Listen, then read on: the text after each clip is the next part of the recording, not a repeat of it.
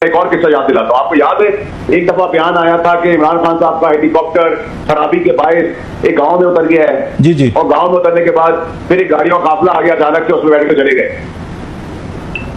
तो जो उस काफिले के अंदर फैसिलिटेटर थे, क्या वो वीडियो नहीं बना रहे थे? क्या सब उनके थे?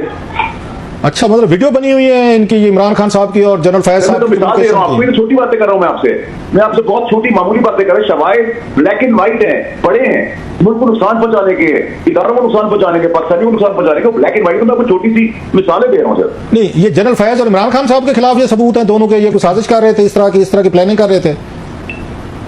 जाहिर सी बात है, ये साजिश, इसमें हमें वैसे तो शवाहिद ढूंढने की भी जरूरत नहीं है, तो अंडरस्टूड ब्लैक एंड व्हाइट है।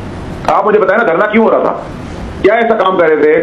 क्या वोट ले रहे थे, इलेक्शन मांग रहे थे, अदलिया के लिए निकल रहे थे, पाकिस्तानी कौम की किस्मत बदलने निकल रहे, क्या करने निकल रहे थे? बस शायद कुछ ही बनाना था। क्यों बनाया वो? क्या करना था फैज उनके लिए? ये अंडरस्टूड है।